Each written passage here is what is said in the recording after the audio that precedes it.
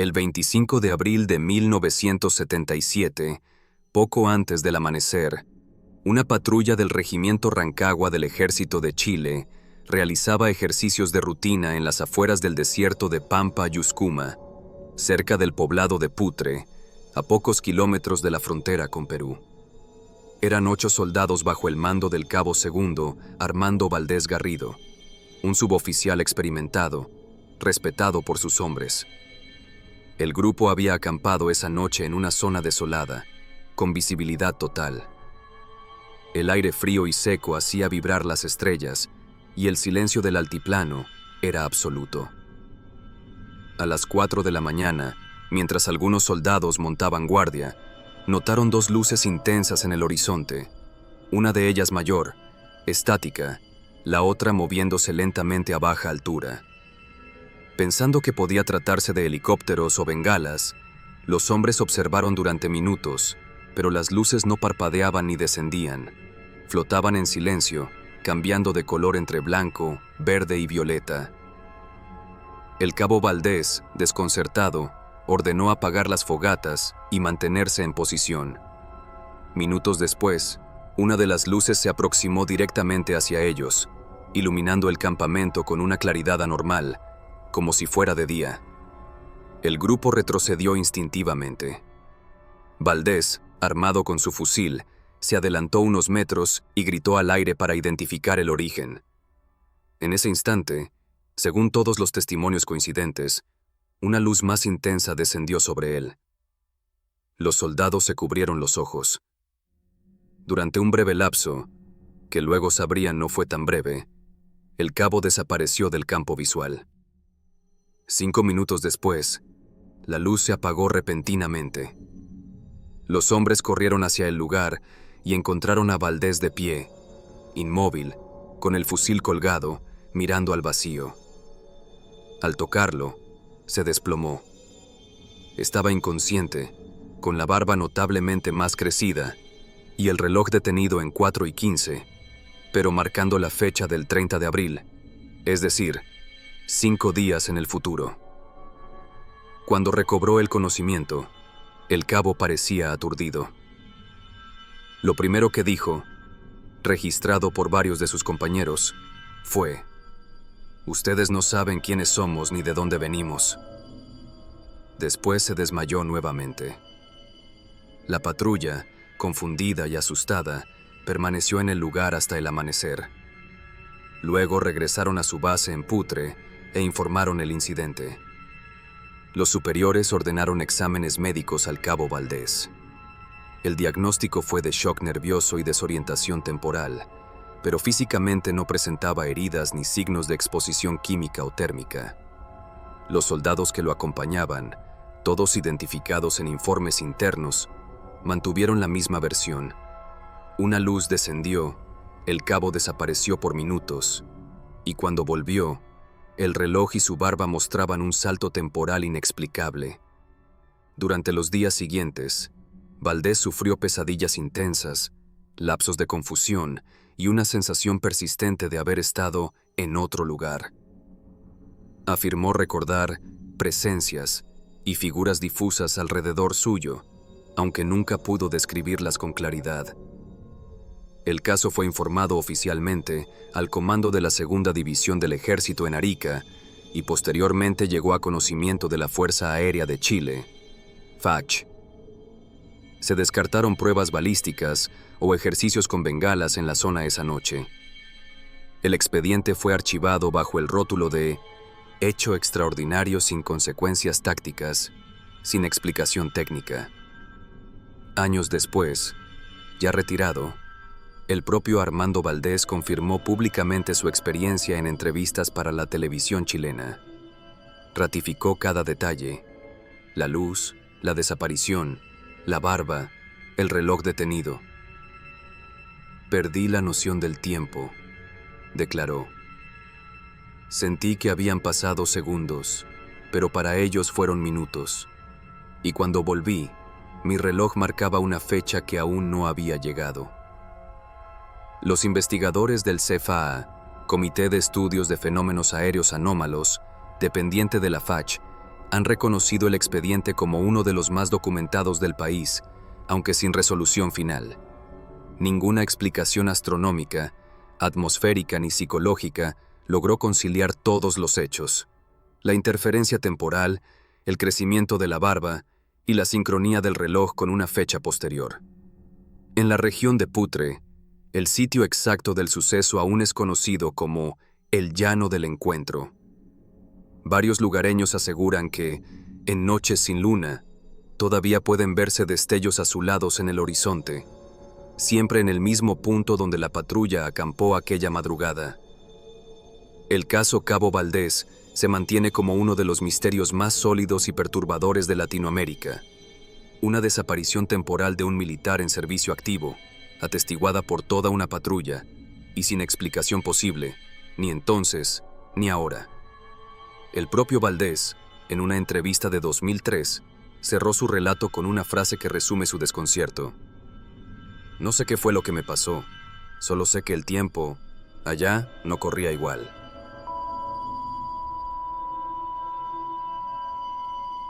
El 20 de enero de 1996, el pequeño municipio de Varginha, en el sur de Brasil, se convirtió en el epicentro de uno de los casos más extraños y mejor documentados de toda la ufología moderna. Lo que comenzó como un simple reporte policial, terminó transformándose en un suceso nacional, con testigos civiles, participación militar y restos biológicos que hasta hoy siguen sin una explicación convincente. Todo comenzó a primera hora de la tarde, cuando 3 jóvenes, Lilian, Valkyria y Katia, de entre 14 y 21 años, caminaban por una zona descampada del barrio Jardim Andere. En un terreno baldío, detrás de un muro de bloques, notaron algo que, a primera vista, parecía una persona agazapada. Pero al acercarse, se dieron cuenta de que no era humano. El ser medía alrededor de 1,5 metros, con la piel marrón brillante, la cabeza desproporcionadamente grande y los ojos rojos, húmedos, de un tamaño inusual. Su cuerpo estaba cubierto por una especie de sustancia oleosa que reflejaba la luz del sol. Tenía brazos largos y delgados, terminados en manos de 3 dedos. Las chicas sintieron un olor penetrante, como amoníaco o azufre, y salieron corriendo aterradas. Minutos más tarde, la policía fue alertada. Cuando los agentes llegaron al lugar, el ser ya no estaba. Sin embargo, varios vecinos afirmaron haber visto vehículos militares circulando por la zona, acompañados de personal con trajes de protección biológica. A partir de ese momento, el caso dejó de ser una simple curiosidad local. Durante las siguientes 24 horas, se registraron múltiples avistamientos de criaturas similares en distintas zonas de Varginha. Un granjero informó haber encontrado una figura pequeña, encorvada, caminando cerca de su establo. Otro testigo, un joven conductor de camión, aseguró haber atropellado algo que no parecía animal en una carretera secundaria. Poco después, el ejército cerró el acceso a esa vía. El ejército brasileño negó cualquier tipo de operación especial, pero testigos presenciales reportaron movimientos inusuales de vehículos militares, helicópteros y camiones cerrados. Incluso algunos empleados del hospital local confirmaron que esa misma noche se recibieron órdenes de preparar una sala aislada, donde ingresaron contenedores metálicos bajo estricta vigilancia. Lo más inquietante ocurrió 2 días después. Un policía militar, identificado como Marco Elicherese, participó en la captura de uno de los supuestos seres. Poco después, cayó enfermo con fiebre alta y síntomas de infección generalizada. Murió 3 semanas más tarde. El informe médico oficial mencionó una bacteremia de origen desconocido. Las autoridades insistieron en que todo fue una confusión colectiva, que las jóvenes habían visto un mendigo cubierto de barro, que los vecinos confundieron maniobras militares rutinarias y que las muertes y movimientos posteriores no tenían relación alguna entre sí. Sin embargo, los documentos y testimonios que surgieron en los años siguientes no encajan con esa explicación. Se filtraron registros de radio militar que mencionaban la captura de 2 criaturas, y varios bomberos locales reconocieron bajo anonimato, haber recibido órdenes de sellar el área y no hablar con la prensa. Un investigador brasileño logró obtener acceso a archivos del hospital y describió que uno de los médicos tratantes escribió en una nota privada: el olor era insoportable. El paciente no era humano. Esa nota nunca se presentó oficialmente, pero el testimonio fue confirmado por 2 enfermeras. En 2010, el caso fue revisado por la Comisión Brasileña de Investigaciones Ufológicas. La conclusión fue clara. Al menos 2 entidades biológicas desconocidas fueron capturadas por el ejército y trasladadas fuera de Varginha. Su destino final nunca fue revelado. Los testigos, ya adultos, mantienen sus declaraciones intactas después de casi 3 décadas. El gobierno brasileño continúa sosteniendo que no hubo nada anormal, pero los informes forenses, los testimonios militares y las pruebas fotográficas dispersas siguen apuntando a una sola dirección: que algo cayó del cielo en enero de 1996 y que alguien logró recuperarlo antes que nadie más supiera qué era.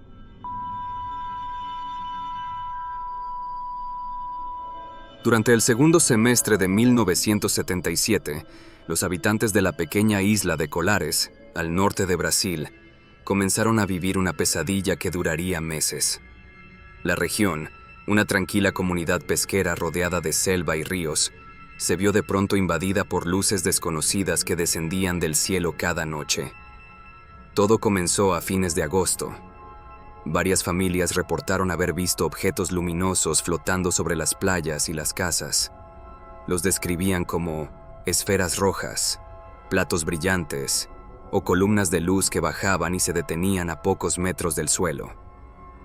Al principio, la gente pensó que se trataba de aviones o helicópteros del gobierno, pero pronto quedó claro que no lo eran. En cuestión de semanas, los encuentros se volvieron frecuentes, y con ellos llegaron los primeros casos de ataques físicos. Varios residentes aseguraron haber sido alcanzados por rayos de luz provenientes de los objetos. El efecto siempre era el mismo: una sensación de calor repentino, debilidad extrema, mareos y pequeñas quemaduras circulares en el pecho o en los brazos, acompañadas de pérdida parcial de sangre. El fenómeno se volvió tan alarmante que los pobladores comenzaron a llamar a las luces chupa-chupas, por la manera en que parecían absorber la energía o la sangre de las víctimas. Los médicos del hospital local confirmaron más de 40 casos documentados de lesiones inexplicables.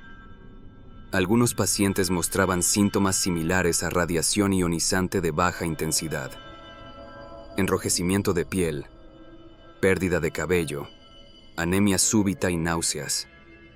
Ante la creciente histeria, las autoridades municipales pidieron ayuda al ejército. El Comando Aéreo Regional, con sede en Belém, envió un destacamento liderado por el capitán Uirangé Joyanda, un militar metódico que fue asignado a investigar oficialmente los reportes. La misión recibió el nombre clave de Operación Prato, Operación Plato.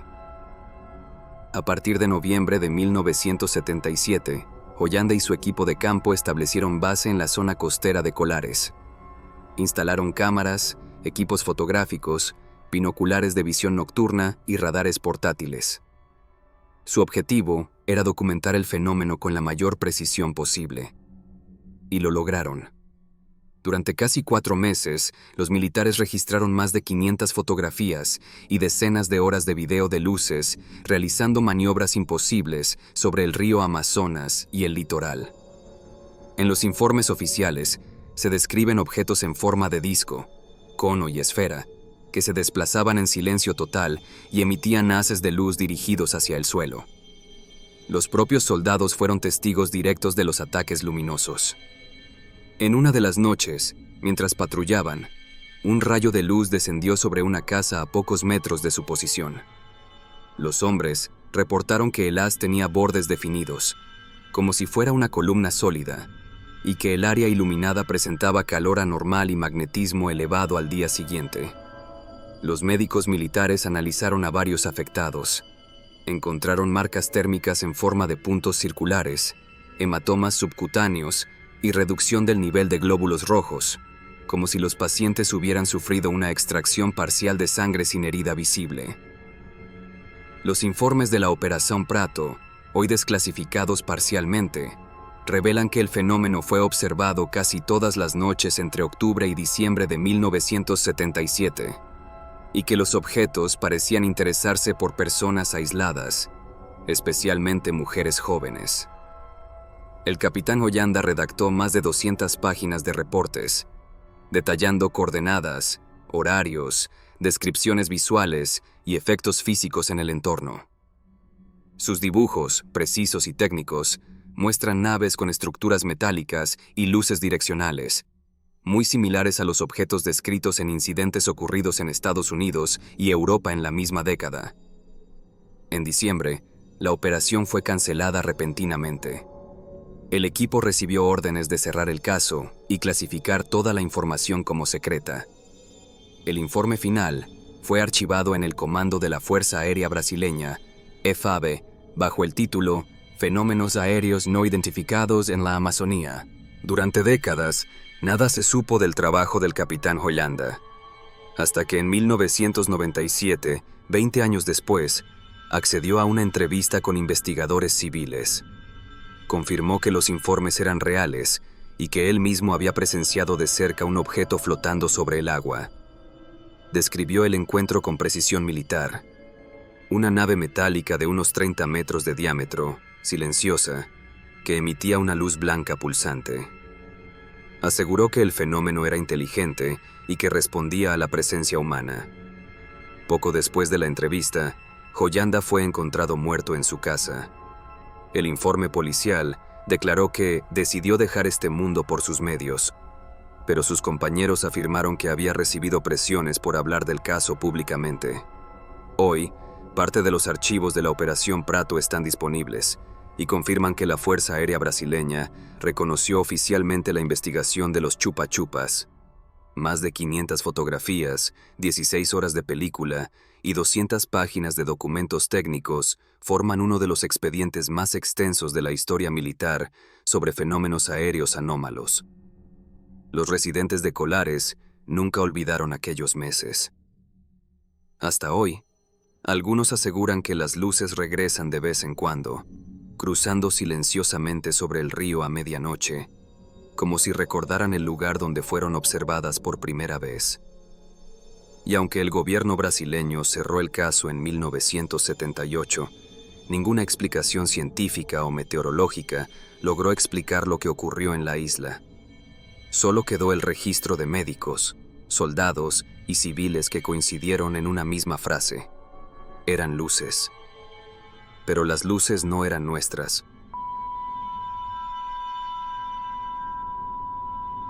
La mañana del 11 de abril de 1980, el sol ya caía vertical sobre el desierto de Arequipa. En la base aérea de La Joya, uno de los complejos militares más estratégicos del sur del Perú, las unidades estaban en alerta. Un objeto luminoso desconocido se encontraba sobrevolando el espacio aéreo restringido. Eran las 7:15 horas cuando los radares detectaron una presencia no identificada desplazándose a unos 600 metros de altura, estacionada aparentemente sobre el perímetro base. Al principio, los operadores creyeron que se trataba de un globo espía o un dron de reconocimiento. Pero el objeto no respondía a las señales de radar secundario y se mantenía estático en contra del viento.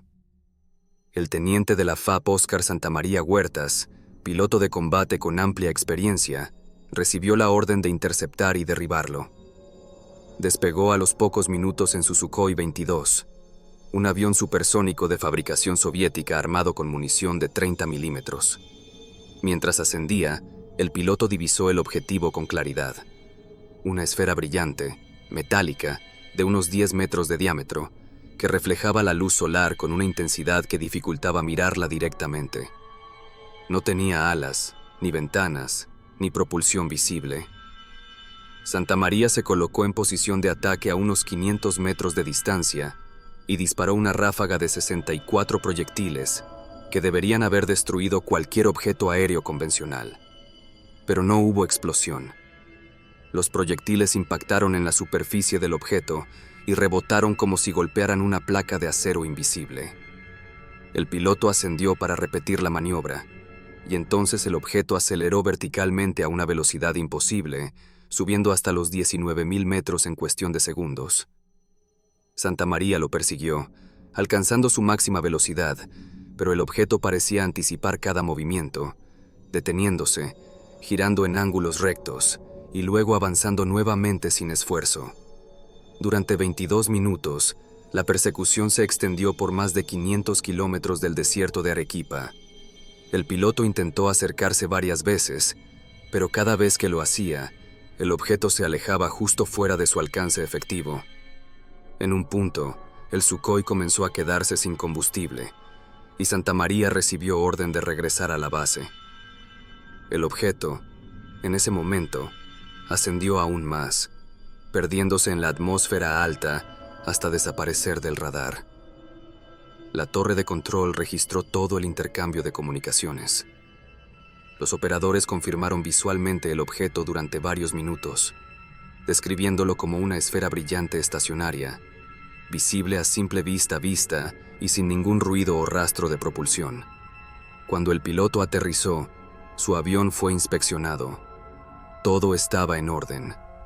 El sistema de armas había funcionado correctamente, los cañones se habían disparado sin fallos y las vainas vacías estaban en el compartimiento de expulsión.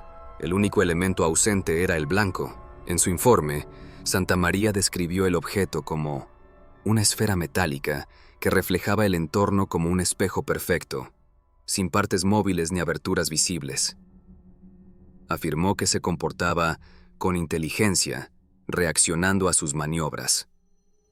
El reporte fue elevado al Comando de Operaciones de la FAB y posteriormente archivado bajo clasificación reservado.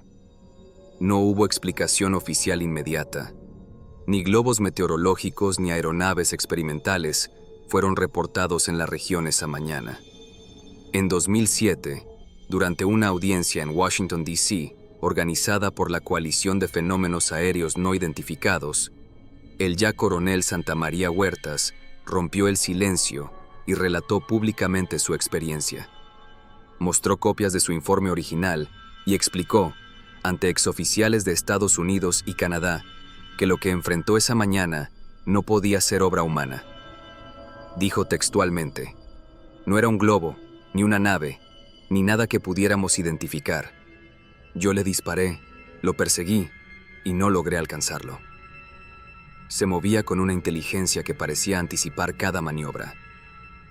El caso fue revisado por el Comité Permanente de Investigación de Fenómenos Aéreos Anómalos del Perú, que confirmó la autenticidad del informe de vuelo y la existencia del expediente militar.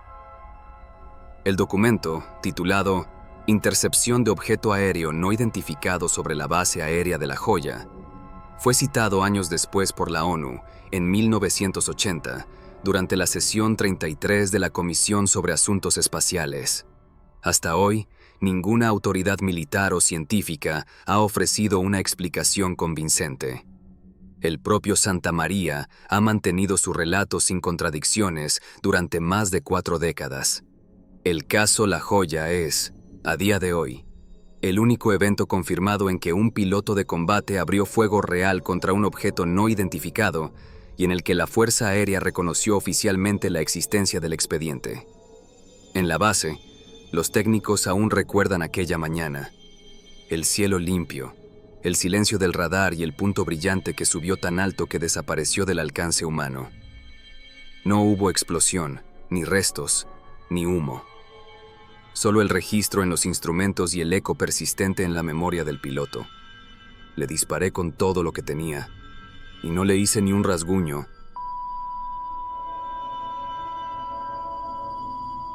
Entre el 26 y el 28 de diciembre de 1980, el bosque de Rendlesham, en el condado de Suffolk, Inglaterra, fue escenario de uno de los encuentros más célebres registrados por personal militar.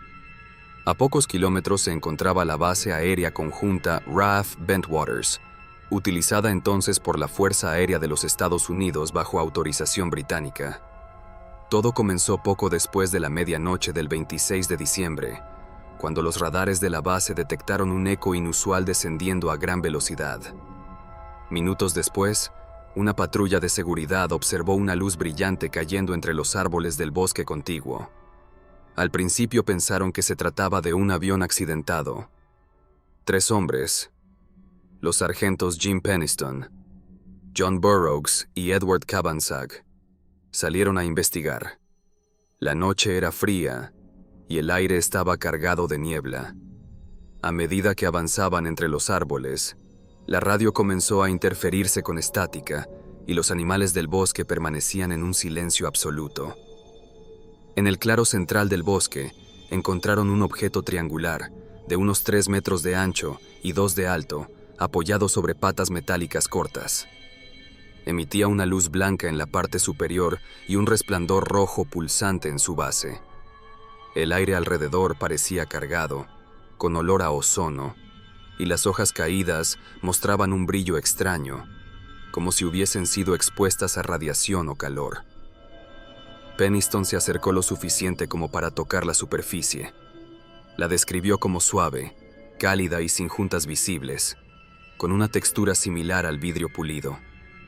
En uno de los laterales, vio símbolos grabados que comparó con jeroglíficos o caracteres geométricos. Afirmó haber sentido una descarga eléctrica leve al rozarlos con la mano. Mientras los hombres intentaban rodear el objeto, este comenzó a elevarse lentamente. De inmediato, aceleró entre los árboles y desapareció hacia el cielo en silencio total. La patrulla regresó a la base, conmocionada. A la mañana siguiente, un equipo de reconocimiento regresó al punto de aterrizaje. Encontraron 3 depresiones circulares en el suelo, perfectamente alineadas en forma de triángulo. Los árboles cercanos mostraban rastros de calor y quemaduras superficiales a más de 2 metros de altura. Con instrumentos de medición, los técnicos registraron niveles de radiación ligeramente superiores a los normales. Se tomaron fotografías y muestras del terreno, y todo fue documentado en un informe oficial. 2 noches después, el fenómeno volvió a repetirse. El teniente coronel Charles Halt, segundo al mando de la base, decidió encabezar personalmente la investigación. Equipado con grabadoras, linternas y un dosímetro, se internó en el bosque junto a varios hombres. Durante casi 1 hora, observaron luces moviéndose entre los árboles, cambiando de color del rojo al azul y dividiéndose en varias fuentes independientes. En una grabación aún conservada, la voz de Halt se escucha describiendo los hechos en tiempo real. Ahora mismo, la luz se está moviendo entre los troncos. Parece seguirnos. Ahora se divide en 2. Está lanzando rayos de luz hacia el suelo. Uno de esos haces iluminó directamente el área donde estaban los hombres. Halt informó que el rayo no produjo calor, pero el dosímetro marcó una leve variación en los niveles de radiación. Cuando regresaron, redactó un informe de 3 páginas titulado Luces Inexplicables, que fue enviado al Ministerio de Defensa británico. Durante años permaneció archivado, sin explicación oficial. La versión pública del ministerio fue que los testigos habían confundido la caída de una estrella fugaz y las luces del faro de Orford Ness, visible en la distancia. Sin embargo, las grabaciones, los daños físicos en la vegetación y los informes de radar de esos días no coincidían con esa explicación. Varios de los testigos, todos personal entrenado de la Fuerza Aérea, mantuvieron sus declaraciones intactas durante décadas. En 2010, documentos desclasificados confirmaron que el Ministerio de Defensa británico investigó el caso de forma interna, registrando niveles de radiación y testimonios que no pudieron ser descartados por completo como naturales. Hasta hoy, el incidente de Rendlesham Forest sigue siendo el equivalente británico del caso Roswell. Un encuentro múltiple, con pruebas físicas, testigos militares y un archivo oficial que nunca logró cerrar del todo el misterio.